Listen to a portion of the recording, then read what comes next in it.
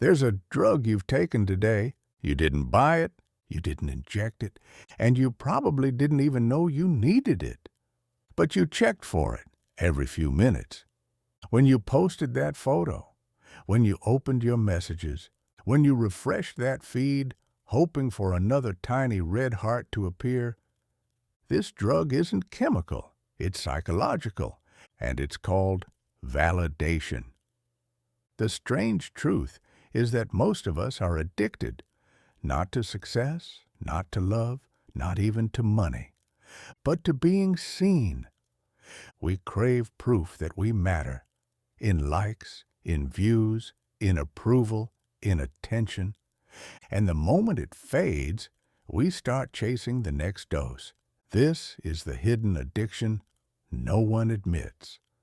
Because, unlike alcohol or drugs, it doesn't destroy your liver. It destroys your sense of self. Today, we'll uncover where this craving comes from, how it quietly controls your decisions, and why, in the age of connection, we've never felt more invisible. Before there were likes and followers, there were tribes. Tens of thousands of years ago, survival wasn't a solo project. Your ancestors needed the tribe for food, for safety, for reproduction. Being accepted wasn't optional. It was life or death.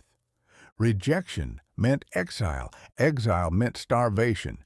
And so the human brain evolved a primitive, powerful mechanism, the craving for social approval. When others smiled, you felt safe.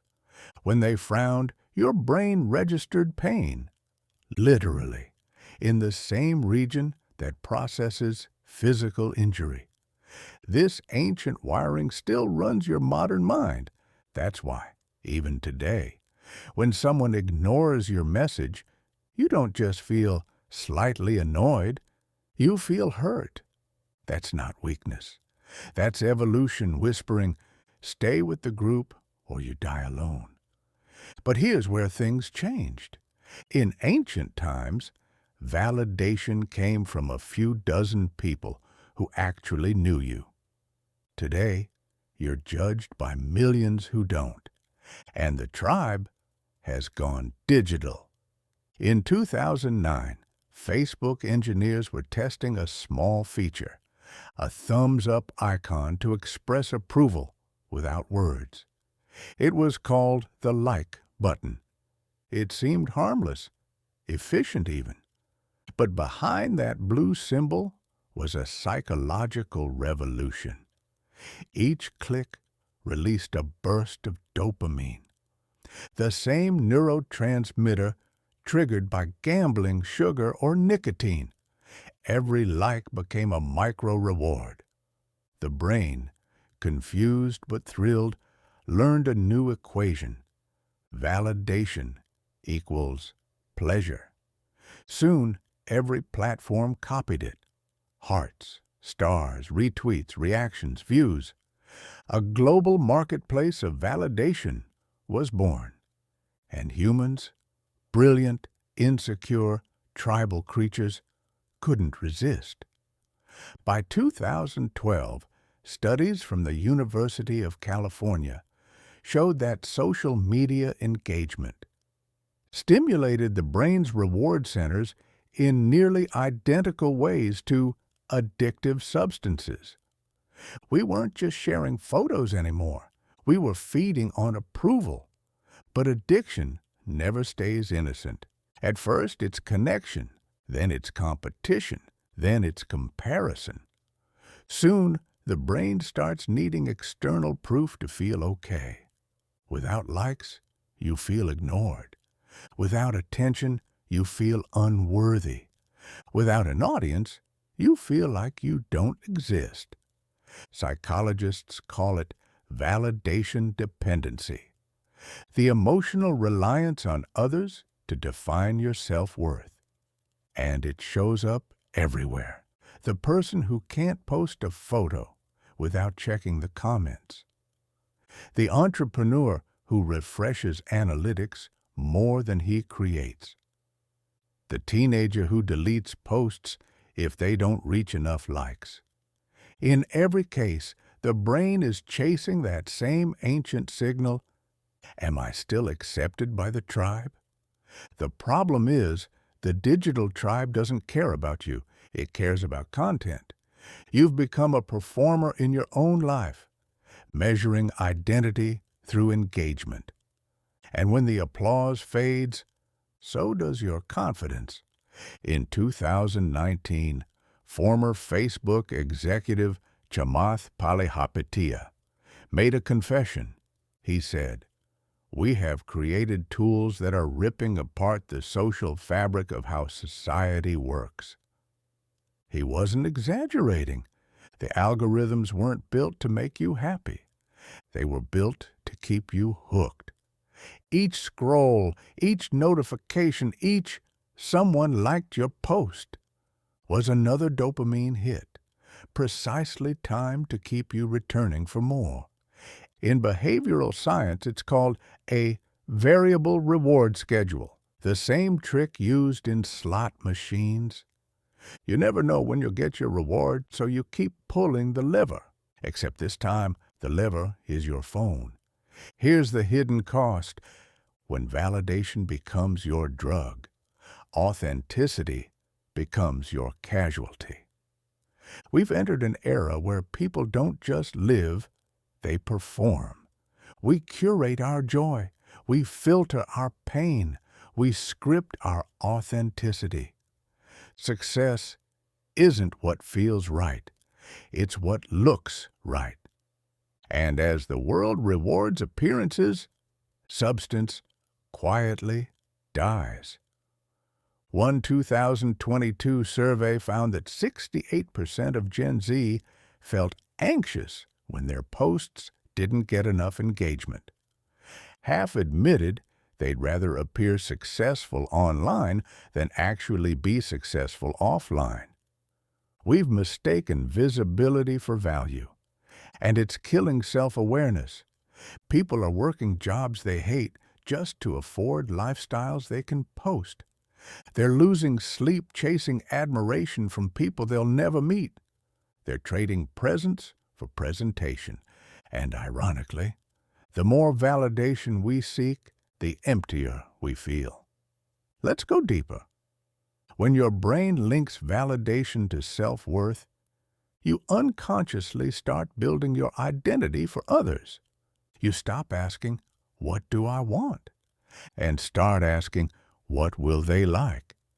Every decision becomes a subtle performance. Your clothes, your opinions, your career, even your silence. But the more you build this external self, the more your internal self withers. It's like a mirror house. You keep adjusting your reflection, forgetting who you are beneath the glass. And here's the paradox. Validation feels like connection, but it actually deepens isolation because the more you depend on others to confirm your worth, the less you trust your own voice. This is the invisible prison of the modern mind. Shiny, connected, and profoundly lonely. Validation isn't limited to social media. It's embedded in our systems, especially wealth and success. Think about it. The pursuit of money often isn't about survival anymore. It's about status, about being seen as successful. Luxury brands don't sell fabric. They sell recognition. A logo isn't cloth. It's social proof. In finance, investors chase not just profit, but prestige. Owning the right assets, joining the right circles. It's validation dressed as ambition. Even in business, CEOs announce record profits, not purely for economics, but for ego. Their market value is often tied to public perception. We've built an economy of attention, where visibility is currency and silence is bankruptcy. YouTubers burn out chasing algorithmic validation. Influencers fake luxury to maintain the illusion of relevance. Ordinary people buy dreams on credit to feel seen. And yet, beneath the numbers, there's a quiet exhaustion spreading like smoke. People are starting to realize no amount of applause fills a hollow core. Eventually, every addiction reaches its breaking point. For some, it's burnout. For others, it's depression. For many, it's that silent moment at night when the notifications stop and they realize they don't know who they are without them.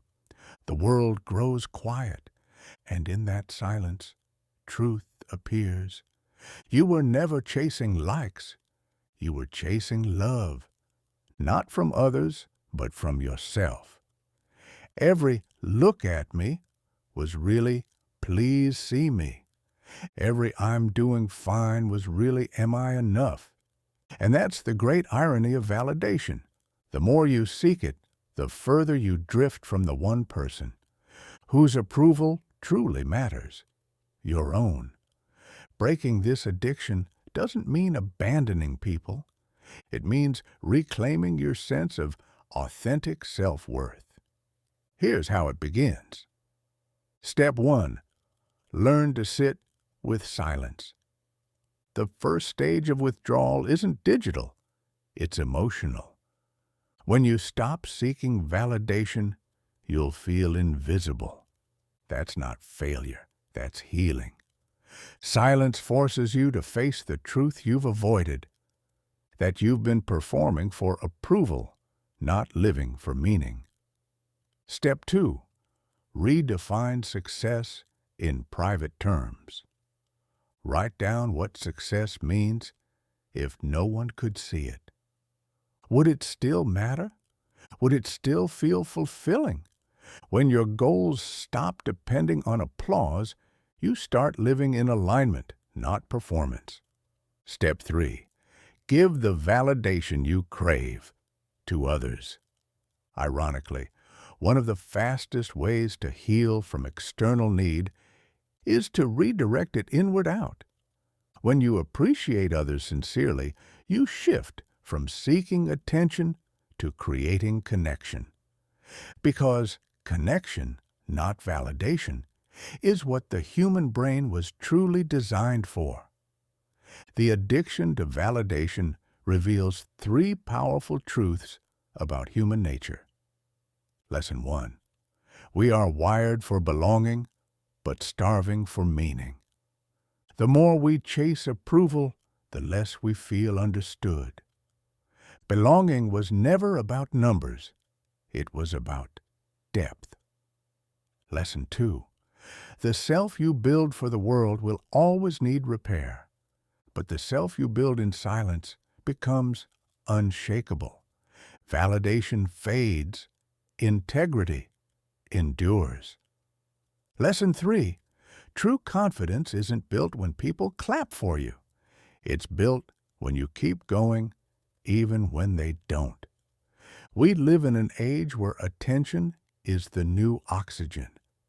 Everyone's fighting to be seen, but no one's asking why.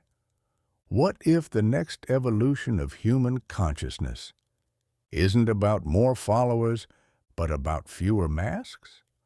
What if the real rebellion is learning to be content without applause? The truth is, validation isn't evil. It's just a reflection, a mirror that shows how deeply we all want to belong. But like any mirror, if you stare too long, you forget what's behind it. So maybe the goal isn't to destroy the need for validation, but to master it. To use it consciously, not be used by it. Long pause. Voice softens. Because the moment you stop performing for the world, you start living for yourself. And that is where freedom begins. If this message resonated with you, if you've ever felt trapped in that loop of needing to be seen, remember, awareness is the first act of liberation. Share this video with someone who might need to hear it. And if you're ready for more content that dives deep into the psychology of modern life, subscribe and join me on this journey of understanding. One mind, one truth, one awakening at a time.